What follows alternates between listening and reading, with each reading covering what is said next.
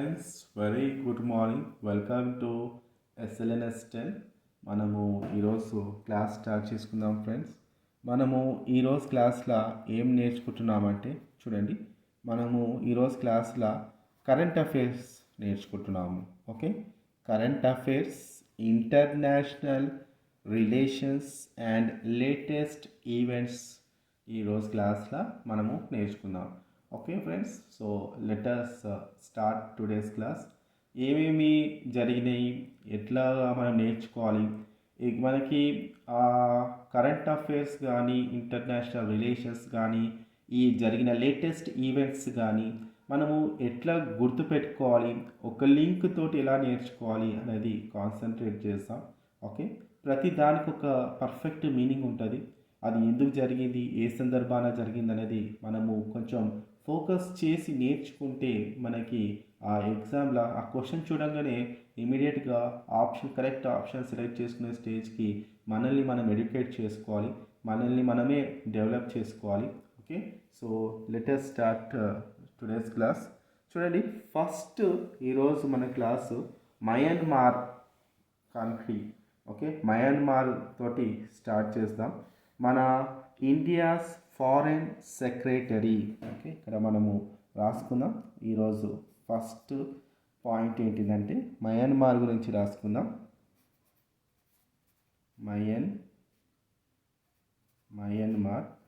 మయన్మార్లో ఏం జరిగిందనేది చూద్దాము. India's foreign secretary. ఓకే, మన India's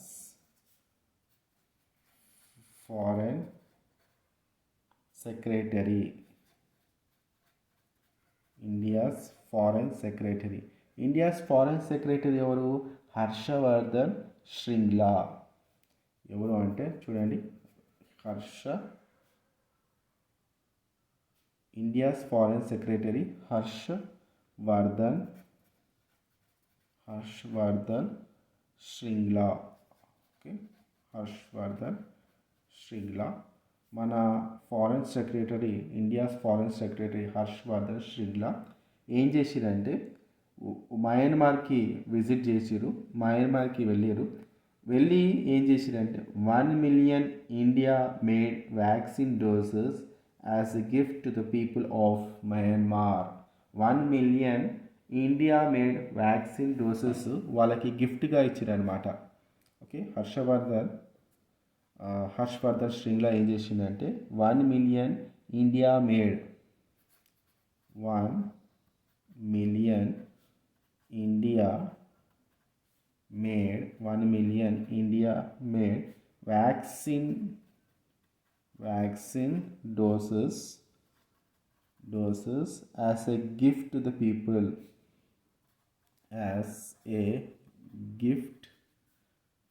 to the people of Myanmar. Okay, Myanmar, right. చూడండి, మన భారతదేశం ఇది స్పెషాలిటీ. మన భారతదేశం ఎప్పుడు నేబరింగ్ కంట్రీస్ తోటి చాలా ఫ్రెండ్లీ అట్మాస్ఫియర్ తోటి ఉంటుంది, చాలా ఫ్రెండ్లీ రిలేషన్స్ పెట్టుకుంటుంది, రైట్. అదేవిధంగా మన హర్షవర్ధన్ శ్రింగ్లా ఇండియాస్ ఫారెన్ సెక్రటరీ ఒక 1 million Indian made vaccine doses తీసుకెళ్ళి మయన్మార్ పీపుల్కి గిఫ్ట్గా ఇచ్చారనమాట, రైట్. సో మనకి ఇప్పుడు ఈ యొక్క చిన్న టాపిక్ తెలిసింది కదా మయన్మార్ గురించి. మనకి క్వశ్చన్ ఎట్లా రావచ్చు అనేది కూడా కొంచెం ఆలోచించుకుందాం. చూడండి, రీసెంట్గా భారతదేశానికి మయన్మార్కి మధ్యలో ఉన్న ఫ్రెండ్లీ రిలేషన్స్ ఎలా ఉన్నాయి అనేది క్వశ్చన్ రావచ్చు.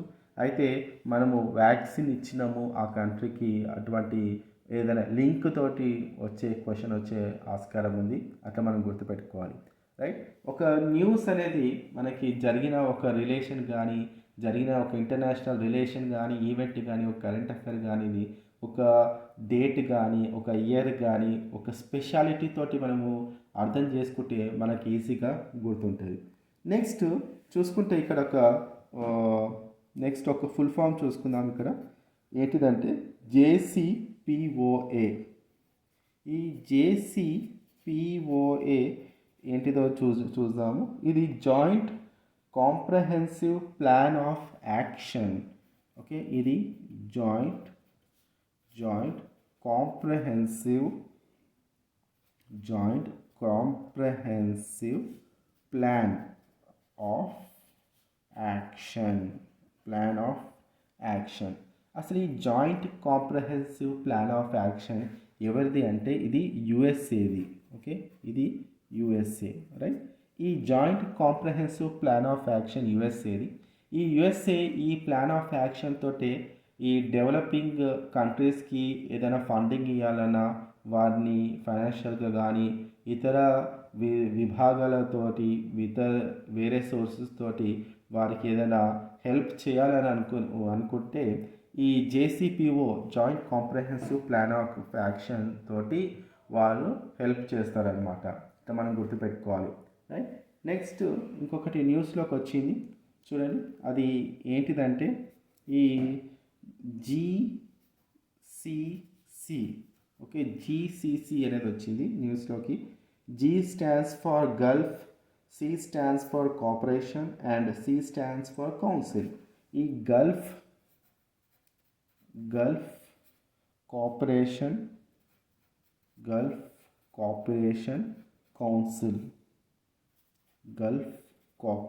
కౌన్సిల్.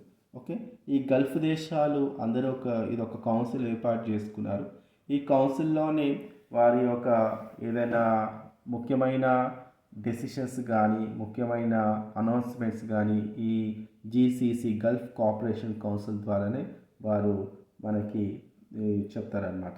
ఓకే, తర్వాత మన స్టేట్ చూసుకుందాం. మన తెలంగాణ స్టేట్ ఇది నీతి ఆయోగ్. ఇప్పుడు నీతి ఆయోగ్ న్యూస్లోకి వచ్చింది. ఈ నీతి ఆయోగ్ గురించి మాట్లాడుకుందాం, రైట్.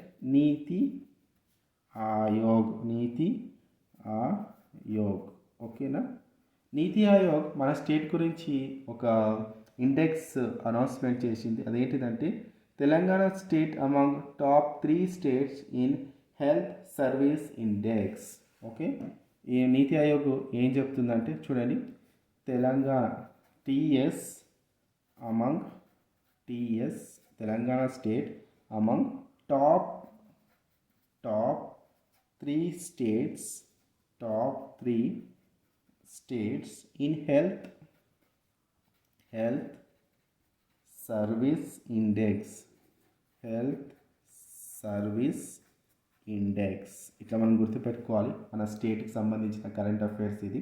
ఓకే, నీతి ఆయోగ్ చెప్తుందనమాట మన స్టేట్ 3 స్టేట్స్లోని మన స్టేట్ ఫస్ట్ ఉంది, మన స్టేట్ ఒకటి ఉంది. అంటే మిగతా 2 స్టేట్స్ ఏంటి అంటే Kerala, Tamil Nadu. Okay, TS among top 3 states in health service index. నీతి ఆయోగ్ ఏం చెప్తుందంటే చూడండి, నీతి Aayog says state has fully functional first referral units, strong overall performance and showed most improvements on various health services parameters. అంటే వేరియస్ హెల్త్కి సంబంధించిన పారామీటర్స్ని వీళ్ళు consider చేసి మన తెలంగాణ స్టేట్కి 3rd ప్లేస్ ఇచ్చిరనమాట. దేనికి? హెల్త్ సర్వీస్ ఇండెక్స్లో. ఇట్లా మనం గుర్తుపెట్టుకోవాలి friends, Telangana state among top 3 states in health service index. ఇట్లా మనకి గుర్తుకు రావచ్చు. ఇప్పుడు మనకి తెలంగాణ స్టేట్ ఎగ్జామ్స్ రాస్తే మనకి నీతి ఆయోగ్ మన స్టేట్కి ఈ హెల్త్ సర్వీస్ ఇండెక్స్లో ఏ ప్లేస్ ఇచ్చిందంటే 3rd ప్లేస్ అని మనం గుర్తుపెట్టుకోవాలి. ఫస్ట్ ప్లేస్, సెకండ్ ప్లేస్ ఎవరికి పోతుందంటే Kerala and Tamil Nadu. Okay, right. Next ఇప్పుడు నీతి ఆయోగ్ గురించి మాట్లాడుకున్నాం కదా, నీతి ఆయోగ్ గురించి న్యూస్లో వచ్చింది కదా. ఇదే నీతి ఆయోగ్ ఫుల్ ఫామ్ ఏంటిది అనేది చూసుకోవాలి. నీతి ఆయోగ్ ఫుల్ ఫామ్ అంటే చూడండి, national institution for transforming India. NITI Aayog full form ఏంటిదంటే చూడండి, ఇక్కడ రాస్తున్నా, నేషనల్ ఇన్స్టిట్యూషన్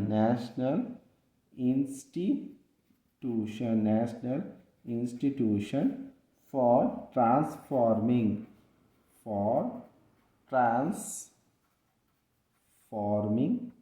ఇండియా. ఇంతకుముందు మనకి 5-year ప్లాన్ ఉంటుండే, పంచవార్షిక ప్రణాళిక అనేది ఉండే, దాన్ని రద్దు చేసి దాని ప్లేస్లో మనకి మన ప్రధానమంత్రి గౌరవనీయులైన శ్రీ నరేంద్ర మోడీ గారు దీన్ని ఇంట్రడ్యూస్ చేశారనమాట. నీతి ఆయోగ్కి చైర్పర్సన్ ఎవరు అంటే మన ప్రధానమంత్రి, గౌరవనీయులైన మన భారతదేశ ప్రధానమంత్రి శ్రీ నరేంద్ర మోడీ గారే ఈ నీతి ఆయోగ్కి చైర్పర్సన్. ఓకే, ఇక మనం గుర్తుపెట్టుకోవాలి.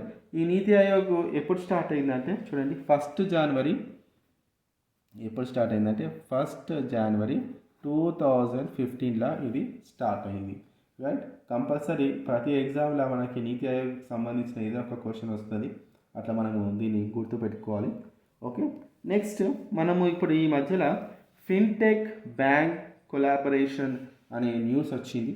ఓకే, ఈ ఫిన్టెక్ బ్యాంక్ కొలాబరేషన్ అంటే ఏంటిదో ఇప్పుడు మనము డిస్కస్ చేసుకుందాం. Okay, fintech bank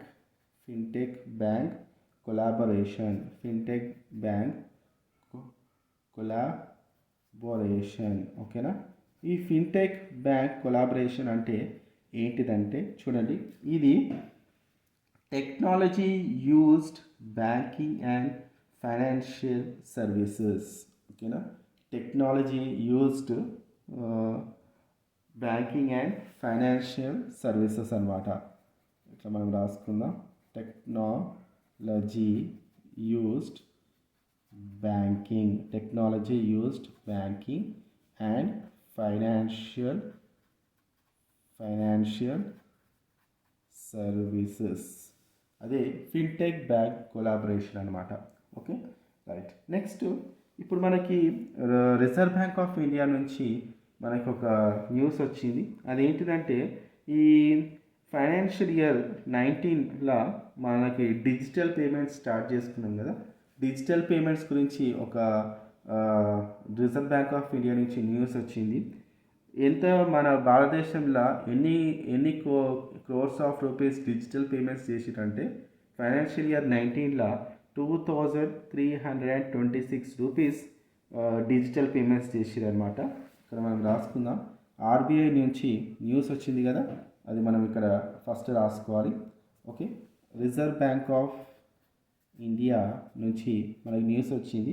అదేంటిదంటే financial year 19లా 2326.02 క్రోర్ డిజిటల్ పేమెంట్స్ చేసిరు అనమాట. Digital payments, right, financial year 19లా. సేమ్ ఫైనాన్షియల్ ఇయర్ 20లా ఇది ఇంకా పెరిగింది, 3400.25 క్రోర్ డిజిటల్ పేమెంట్స్ చేసిరు. తర్వాత సేమ్ ఫైనాన్షియల్ ఇయర్ 21లా ఇది ఎంత డెవలప్ అయిందంటే, ఎంత ఇంక్రీజ్ అయిందంటే చూడండి, 4374.45 క్రోర్ డిజిటల్ పేమెంట్స్ చేసిరు. రైట్, సో మనకి ఇప్పుడు లాక్డౌన్ పీరియడ్లో అందరూ చేసింది ఇదే, యూపీఐ ద్వారా మనకి ఈ ఆన్లైన్ పేమెంట్స్ చేసుకున్నారు. అదే డిజిటల్ పేమెంట్స్, అదే reserve Bank of India release చేసిందనమాట. ఏ ఇయర్ 19లా ఎన్ని crores of rupees digital payments జరిగింది, 20లా ఎంత జరిగింది, 21లా అది ఎంత పెరిగింది అనేది మనకి రిజర్వ్ బ్యాంక్ ఆఫ్ ఇండియా ఇదొక ఫిగర్ అనేది చూపిస్తుంది. ఇట్లా మనం గుర్తుపెట్టుకోవాలి. ఓకే, నెక్స్ట్ మనకి ఇంకొక లేటెస్ట్ న్యూస్ ఉంది. రైట్, అది రాసుకుందాం ఇక్కడ, అది రాసి మనం క్లోజ్ చేసుకుందాం ఈరోజు. సిఈబిఆర్, చూడండి, సిఈబిఆర్. ఓకే, ఇది ఏంటిది అనేది ఇప్పుడు నేర్చుకుందాం. సిఈబిఆర్ అంటే ఏంటిదంటే ఇది ఒక లండన్ బేస్డ్ థింక్ ట్యాంక్ అనమాట. ఇది ఒక London based think tank.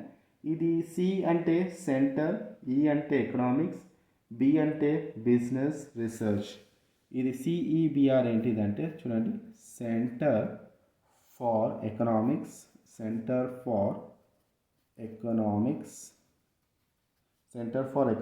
And business research.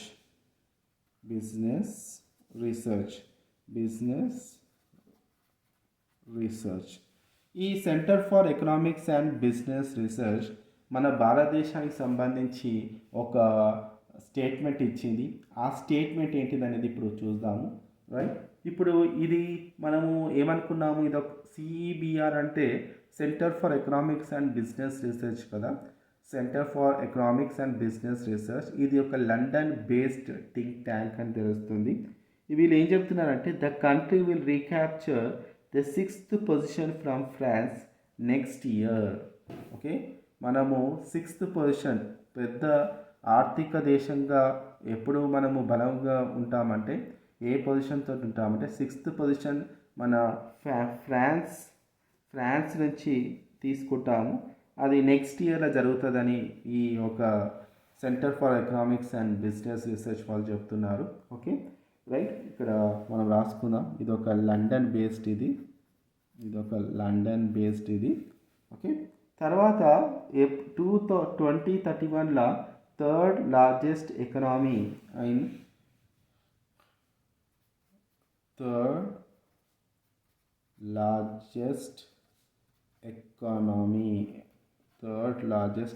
ఇప్పుడు 2031లా మన భారతదేశం మూడవ అతి లార్జెస్ట్ ఎకనామీగా అవతరిస్తుంది అని వీళ్ళు చెప్తున్నారు. అది ఎప్పుడంటే 2031లా. Okay, India will become the third largest economy in 2031. Next ఇయర్లో ఏం జరుగుతుంది, 6th పొజిషన్. నెక్స్ట్ ఇయర్లో the country will recapture the 6th position from France. Okay, ఇక్కడ మనం రాసుకుందాం. The country will recapture